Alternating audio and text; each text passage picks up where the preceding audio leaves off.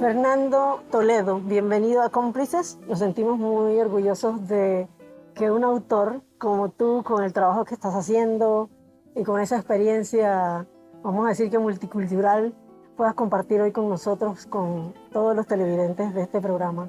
Así que comienza por contarnos un poco esa transición tuya, Ecuador, Panamá, los mundos que hay ahí, las culturas que estás viviendo a través de tu trabajo. Bueno, primeramente, gracias por tomar la invitación y darme la oportunidad pues, de hablar un poquito sobre mi trabajo. Y sí, esa experiencia de venir, como he dicho, de los Andes al trópico, en un principio fue un poquito de shock, ¿no? Porque obviamente yo venía de una ciudad, de un país andino, del frío, y venir a una ciudad frente al mar, obviamente me empezó a deslumbrar la luz, me empezó a deslumbrar el color. Y eso empezó a un poco a ir influyendo en la obra que yo traía, una obra que venía con estos colores fríos, terrosos, típico de allá, ¿no? Entonces empecé como a sentir que quería hacer algo que vibrara. Y de pronto me quise convertir en un pintor caribeño. Pero obviamente yo no era caribeño, entonces después asumí que eso no podía hacerlo y que tenía que justamente mantener mi esencia. Y ahí entonces fue como esta combinación, ¿no? De la experiencia de llegar al trópico, de todo, de enfrentarme a esta nueva ciudad con un paisaje distinto, muchas cosas diferentes, y empezó a surgir también esta idea y este sentir de migrante. A partir de ahí se va desarrollando la obra.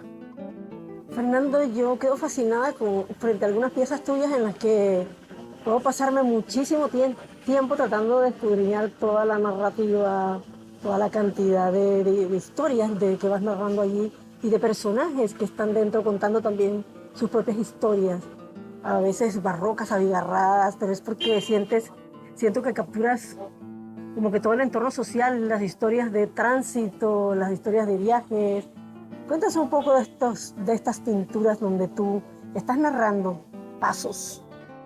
Sí, yo creo que esa travesía, como lo mencioné, esa travesía de empezar a ir de un mundo a otro, de lo que uno trae a lo que uno encuentra, yo quería expresarlo a través de símbolos, a través de elementos que justamente crearan un lenguaje en el que yo fuera como pretendiendo expresar lo que vivía y sentía, ¿no? Obviamente desde el arte, desde mi oficio de pintor. Y así fue generando una serie de momentos de pintura en la que, como le decía hace un momento, esta primera inquietud de ser migrante, todo ese sentir de venir de un lado y encontrarme en otro lado, fue dando pie para ir desarrollando otras historias, para ir desarrollando otros símbolos, para ir manejando el color de una manera, buscando la esencia, ¿no? del mismo color y las formas. Entonces fue increíble cómo fue surgiendo elementos y una forma que fue como fundamental, llamémoslo así, en ese proceso de elaborar todo este lenguaje, de elaborar todos estos símbolos, de estos signos que a veces están en mi pintura y que a mí me parecen interesantes porque son cosas que uno no lo piensa cuando está pintando, sino son cosas que uno los va encontrando, los va como recurriendo a esa memoria y de ahí salen los elementos. Uno los ve, obviamente los ve ahí entre las formas, entre las manchas. Y un elemento que fue fundamental al comienzo fue lo que yo le llamé el arco palmera. El arco palmera simplemente fue una tarde que caminaba, creo que por la avenida Balboa, recién llegado acá, y vi el sol muy brillante y la luz de la sombra de la palmera se proyectaba en la acera y se conectaba justo con una coincidencia con un poste de luz. Entonces era como que la palmera, la sombra era un poste de luz. Entonces de ahí yo dije, mira, esto es mágico, ¿no? Y de ahí surgió el arco palmera. Y a partir de ese elemento surgió toda una serie de simbolismo, de elementos que empecé a desarrollarlo y que obviamente, a pesar de todos estos años que ya llevo aquí, prácticamente 30 años de vivir en Panamá y de desarrollar mi pintura, ese elemento todavía sigue presente porque obviamente es un elemento muy vital, es un elemento que está ahí y que es cotidiano además, ¿no? Y te desbordaste de lienzo, te saliste y vamos allá, ya dentro de parte de tu obra en la que hay instalaciones y que del cuadro sales o que da también la impresión de que sales a los otros espacios con tu pintura.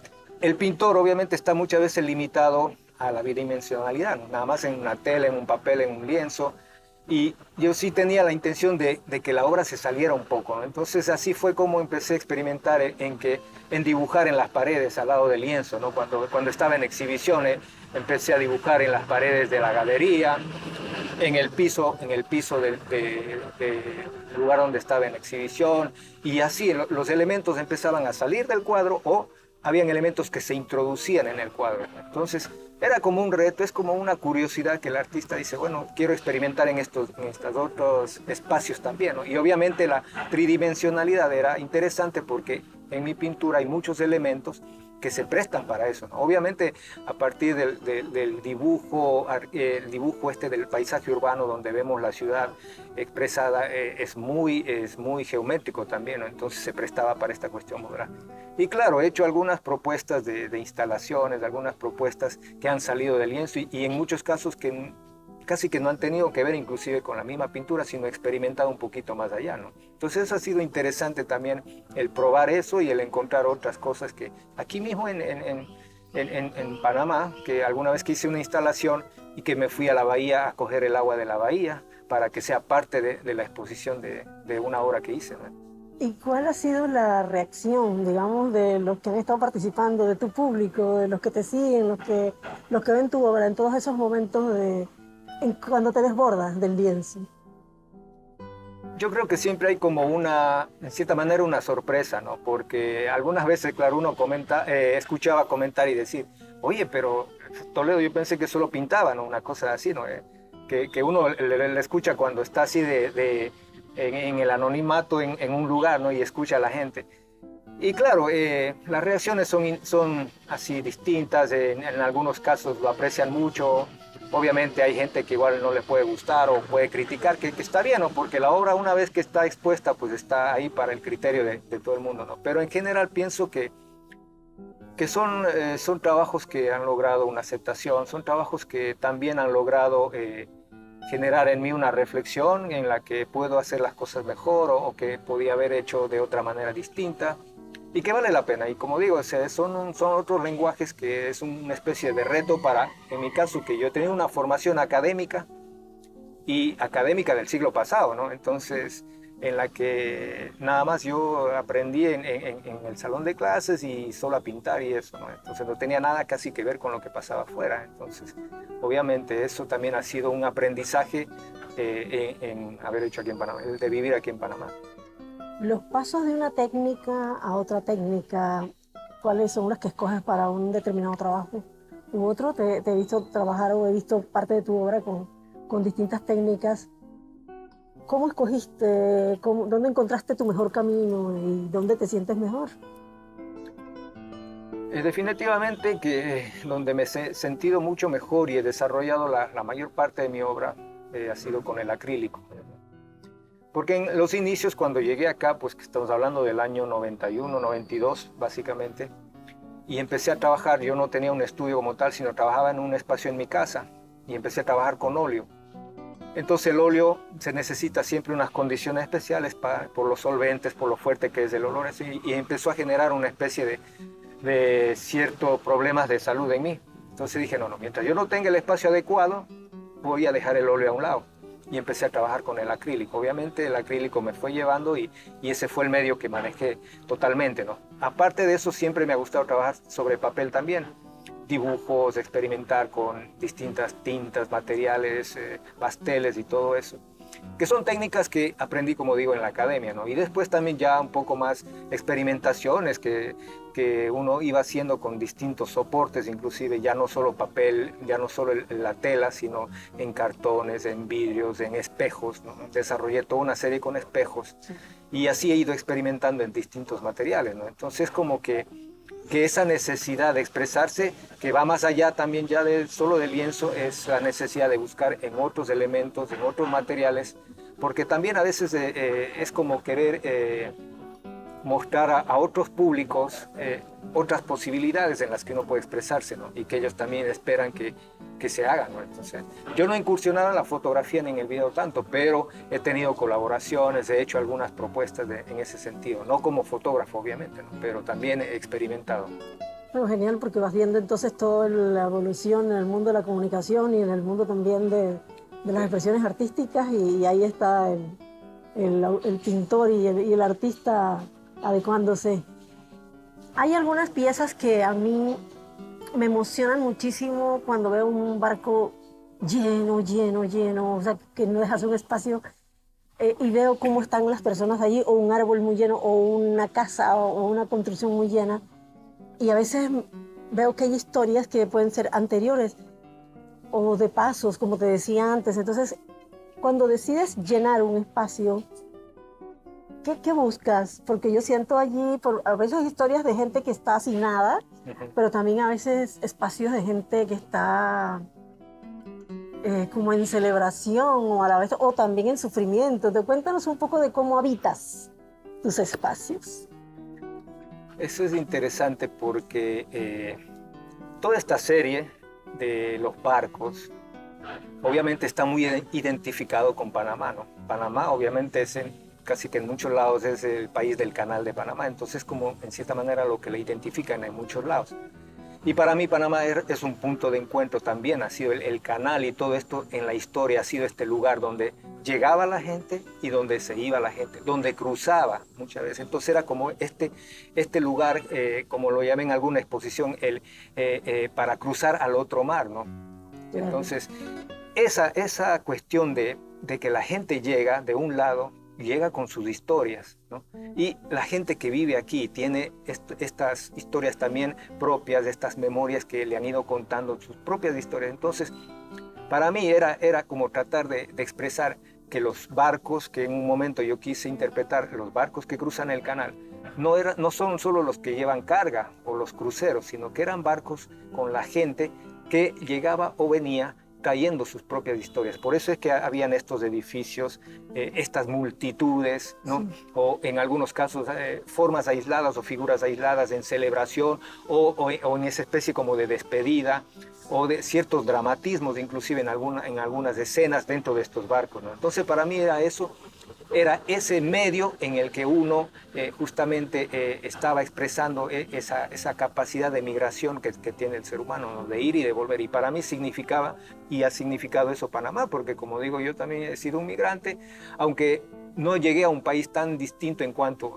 mantenemos mucho una historia más o menos común, un lenguaje, muchas cosas en común, que no es tan distinto como irse a Europa o al Asia, qué sé yo, ¿no? Entonces, sin embargo, para mí también fue esta parte de la inquietud de la migración, porque en algún momento yo desarrollé una exposición que se llamó A veces somos islas, en la que yo expresaba mi sentir, eso de que muchas veces alguien que viene de afuera puede ser aislado, ¿no?